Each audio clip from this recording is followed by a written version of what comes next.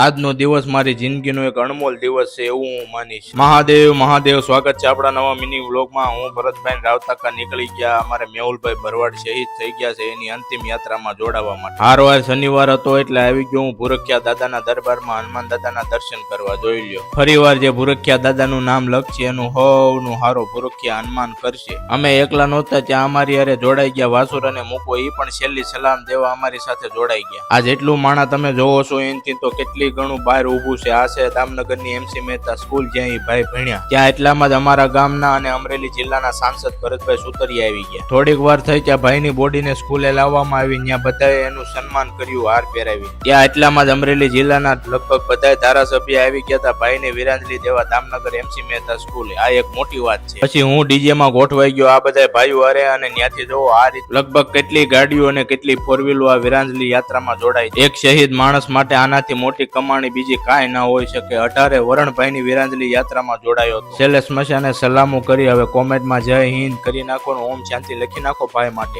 અને આ રવિવારના દિવસે હું આવી ગયો સીધો પક્કાની હોટલે ચા પીવા। ત્યાં આ ભાઈ થોડા ગુણગાન ગાતા હતા। મેલડીમાંથી હાથું આપણને લઈને નીકળી ગયો સીધો ઝરખિયા જવા માટે। એ હાલીને આવતા મેં બેહી જાવ। ત્યાંથી પાછો મેલડીમાં આવી ગયો તો આજો કાક એનું મંડપનું કામ કરતો હતો અને મેલડીમાં ટ્રસ્ટ કાક મેલડીમાં નોરતા આવે છે એની તૈયારી કરતા હતા। આ બાજુ ગામના સોરે પણ ગરબીની તૈયારીઓ ધામધૂમથી કરવામાં આવી। હું થોડીક મઢ હાટું લાઇટો લાવ્યો હતો, એ બધું લાઇટો ગોઠવી દીધી। મેં કીધું હાલો હવે આની ફિટ કરવાની વારી આવી ગઈ છે। અને આ લાઇટ બહુ ટ્રેન્ડિંગમાં હતી એટલે એ હું લઈ આવ્યો। તમારે લેવી હોય તો કોમેન્ટમાં કરી નાખો લાઇટ। અને હાલો તે આજનો દી અહીંયા સુધી તે કાલ માના નોરતા છે તો બધાને નોરતાની હાર્દિક શુભકામના। હાલો તે હાવ ડાયરા ને જય ઠાકર।